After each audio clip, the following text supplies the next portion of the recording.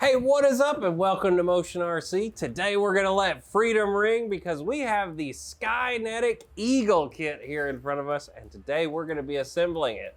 So the first thing we need to do is get everything out of the box, get it laid out here on the table, and we will start our assembly. All right, step one of our build process is to get our wing assembled. It is very simple. What I will tell you is you want to use your Benchcraft glue gun. If you haven't checked one of these out, we have them here available on the site. These heat up really fast, work great for these little small projects, especially on these type of foam airplanes. And it's been great. So we're going to take our hot glue gun and we're going to squirt hot glue all down the center section of the wing halves.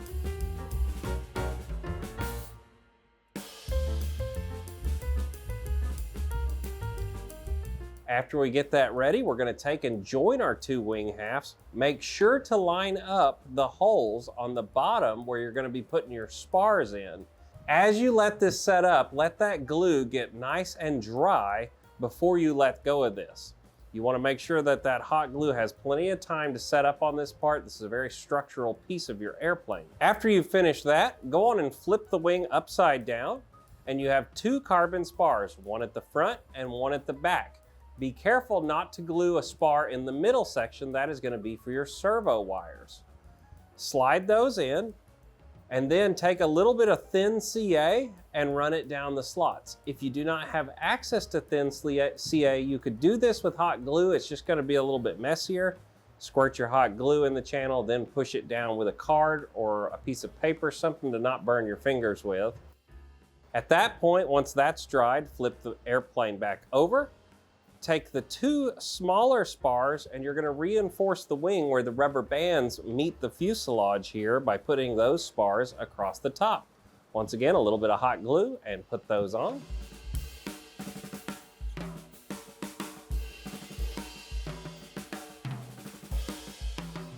After those have dried up, let's put our wing tips on. The Eagle has these little tips. If you just look at the colors, you can kind of match them up. I found it easier to put this in a stand for this part and apply the glue all over the edge of the wingtip, then press it on. Once again, make sure you let this fully set up before moving to the next portion, holding the glue in where it needs it as it straightens out these pieces of foam as it glues. Repeat this on the other side. And then the last step is going to be gluing the front leading edge pieces of the wing on. These are just decorative. If you don't want to use them, you don't have to. The airplane will fly fine without these, but it just adds to that overall shape of the wing to look like an eagle. Once again, I just used hot glue and stuck those on there. All right, now that we have our wing complete, it's time to start getting our little fuselage put together. It's super easy on this. You need to snap out the two wood pieces that are going to go down the side firewall parts. You'll see there are holes to identify where they're going to go on the fuselage. We're going to take our hot glue and put a little bit of that down both sides. Then we're going to stick it on to the side, making sure we line up the two holes and that we have the section that the motor is going to mount to towards the front of the airplane. After that sets up, repeat it for the other side. Then take the servo tray that is going to be in the middle of the airplane, making sure that it V's the front of the airplane as the widest part and the tail of the airplane as the narrowest part. as you put this on. I clipped it both in, hit it with a little bit of thin CA just to hold it for right now, and we're going to reinforce that with some hot glue later.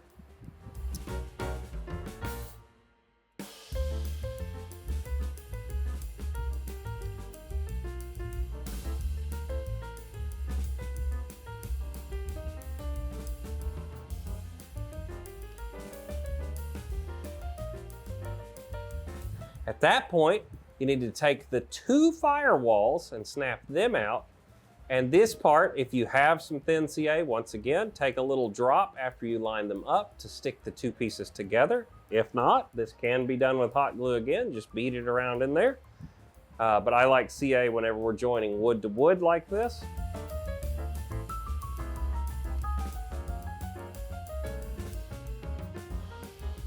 After that, we need to hammer in our four little receiving points for the screws. These are called blind nuts. You don't have to hammer them in, but they'll fall out constantly if you don't. So I just take and give them a little tap until they seat flushly. Then we're going to mount our firewall into the front of the airplane. Once again, CA these in until they're stuck. And then this is a good point to reinforce all of our joints since we have our hot glue gun right here. I just ran a nice little bead of hot glue around all those joints just to make them that much stronger.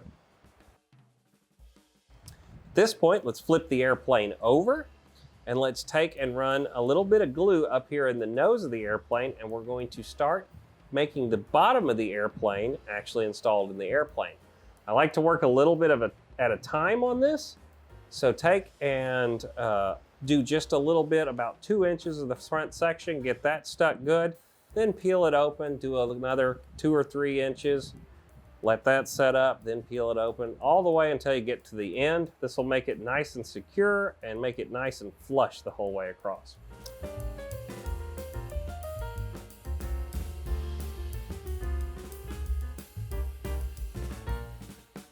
Then flip the model over. And we need to put our little Eagle's head on. This part, you kind of got to bend it to get it right. If you're not careful, you're going to get hot glue all over your fingers like I did. No big deal, but just go on and get that all down there. And then it had 2 points that were supposed to go over to the front, but I kind of decided to just tuck mine in behind the motor plate. It looked a little better to me. So, you know, it's your airplane as you're building it. If you want it to go to the front, just leave them hanging out there towards the front, or you can tuck them in like I did. All right, our next step in the process on our fuselage is to take the top deck that's going to be where your rudder and elevator glue on, although this is more of like a V-tail, so no rudder. We're going to take and we're going to run our glue down both sides of that piece, and then I slid it in from the front to the back to get it to fit in there just right. After that dries, we're going to take our wood spar that is cut into a triangle. We're going to glue that even with the aft section of the fuselage where the wing would be joining, and let it stick out past the rear of the fuselage the rest of the way. Once that dries, we can take our 2 elevator halves, glue our carbon spars into each side. We're going to use that thin CA trick again to just get those nice and firm. After that point, we're going to put them onto that wooden dowel rod that's in the middle there, and we want these coming out at a 90-degree angle from each other. You want them nice and straight. If you look down the front, they should be a perfect V coming out. Once they get dried, you will be ready for this next step.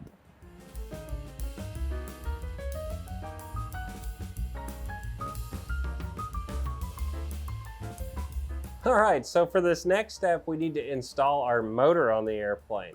It's pretty simple here. It comes with a lot of extra motor mount firewall pieces. You really only need 2 of these for this setup. The original motor that was on this kit has been upgraded to an Admiral motor, but you do not need all the shims anymore. So what you need to do is go on and put your metal motor plate onto your Admiral motor. It's a little variation from the instructions here. After you have the motor plate installed onto the motor, take 2 of those shims, place those on the back of the motor, and test fit. As long as everything's good, what you need to do is take one of the shims and sand it in order to make the motor point to the right and down a little bit. If you ever notice any of your model airplanes, the motor will always be tilted to the right and down. This helps with the torque of the motor when the airplane is flying. And you need to make sure that you have that on this one. It's called your thrust angle. So, like I said, just make sure you have right and down in your model or it's not going to fly right. After you get all that done, screw on the motor to the front firewall with using those blind nuts we had installed earlier in the airplane. And then your 2mm screws, they're black, just thread right into the front.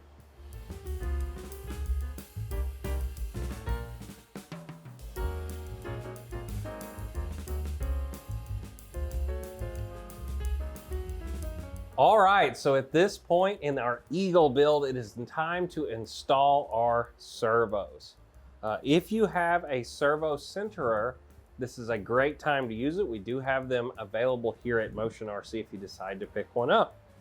What we first need to do is servo the center of the servo, then put the shorter arm on of the two arms that are in the kit for our elevators for the rear section of the airplane. Now, if you would like to, you can put the easy connects on the tail and they will go in without needing to drill anything. But in my case, I wanted my easy connects to be inside the fuselage. So what I did is went for the third hole in.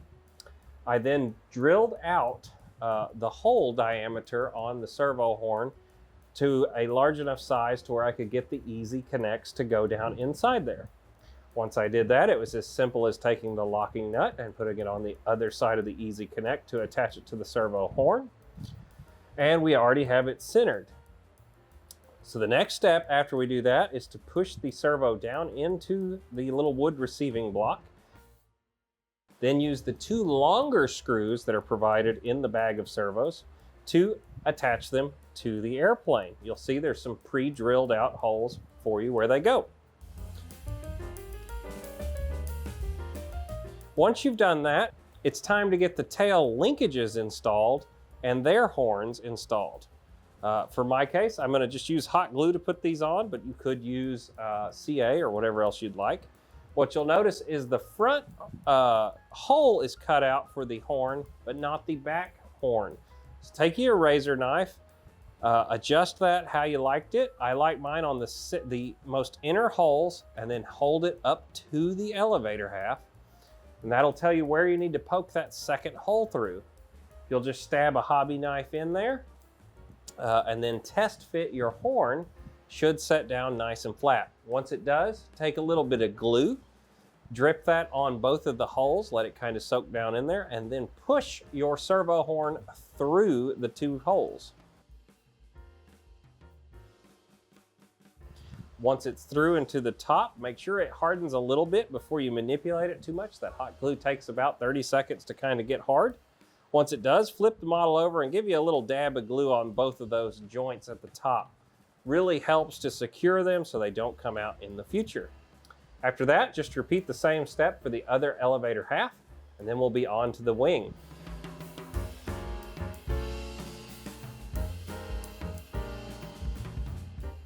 Once you get your wing, you're going to turn it over. If you have a stand, it will make your life a little easier right now. And you will need to trim a little bit out of the holes that are provided for your two ailerons. The other way around this is you could always cut those two tabs off, but I like the tabs being in there as they provide a little more strength to that servo setting in there the way this is set up. So I cut those out just down to the bottom with my X-Acto knife. If for some reason your servo horns are hitting anywhere, you can always trim a little bit off around there too. Once you have it to where that's fitting down in there nice and flush, take and give you a nice generous glob of hot glue in there and then push your servo horn and servo down into the pocket.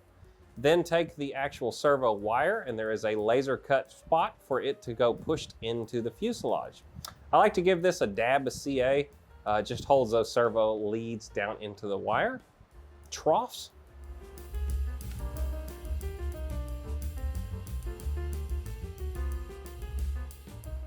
And then finally, it is to put our horns on. Now, there are no holes pre-cut in the wing for your servo horns. You just want to make sure you come straight out, and you want your easy connect to be in line with the center of the aileron trough where it's cut out. Once you've got that where you want it, poke you 2 holes into the aileron, then push your connector down into the aileron to test fit it. Once you know everything's good, same thing as the elevator, we're going to give us a drop of hot glue on both sides, then push the aileron linkage down into those holes. After that's had a minute to dry, let's give it a little bit of extra glue on there. It's just a security thing. I like a little bit of extra glue on there to keep them safe. And once you've done that, it is time for our final wiring of the airplane. All right, so at this part, we need to put our ESC into the airplane. It's as simple as plugging the 3 wires from the ESC into the motor's leads. We are going to wait until we power the model up to check motors going the right direction.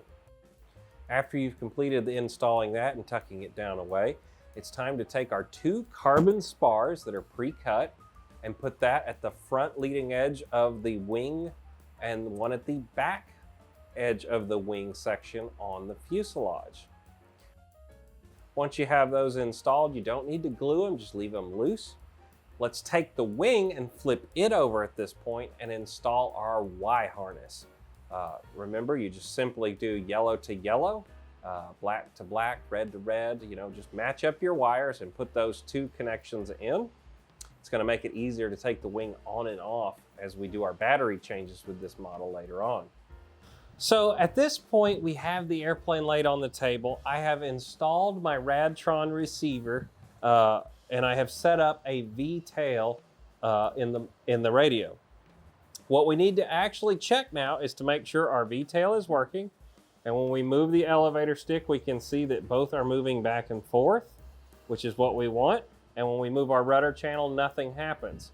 Remember, this is a V-tail, so all it is elevator. Now, after you've verified it's all working, you're going to need to take your Allen key screwdriver and go on and tighten that up. This is a 1.5 millimeter screw. Make sure these are all nice and flat. After that, it is time to check to make sure our motor is spinning in the correct direction. Remember, prop off for all of this. We're going to take and just kind of set it on there so we can see that it needs to be turning this direction. So it needs to be turning towards me. If I turn the motor on, I can just kind of hold my finger there on the case and I can feel that it's going the wrong direction. Easy to fix this part. Let's unplug, pull our ESC out. This is the same for any brushless ESC driven aircraft.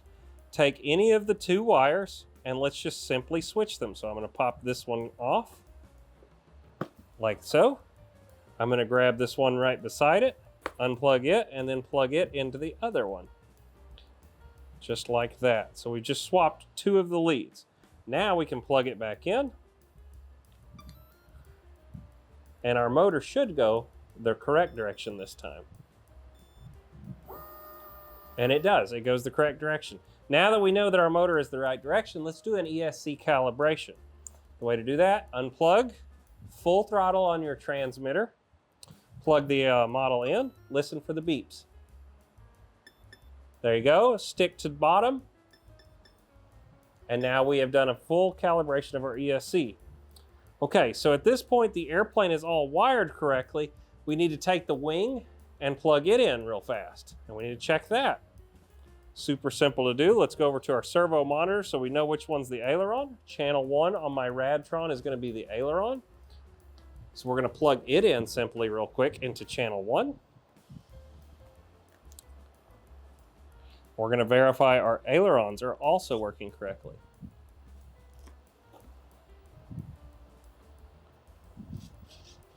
They are working correctly, but this one is a little on the crooked side. So let's fix that real quick. So we're just going to loosen this guy off right here. Then we can get our aileron nice and straight. Tighten that back up. Just like that. And now they're even. Now we can give them a quick control check, left and right. Lots of aileron throw, I like it. And our elevators are working also. Now we know we have all our functions correct on the airplane. Now we just need to clean up the inside of it and use our rubber bands to attach the wing. I also recommend putting a little bit of Velcro on the bottom of your battery and then taking and put a piece of Velcro in the airplane up here in the nose that you're going to be able to stick your battery to.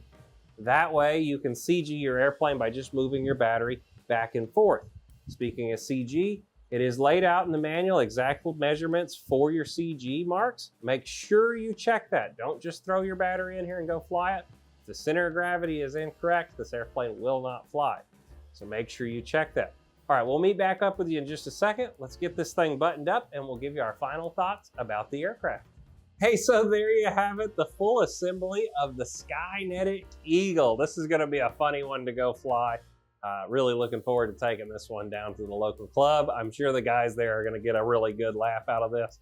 It's the most American plane on our inventory right now. But yeah, there you go. It's actually got a pretty good size wingspan, as you can see.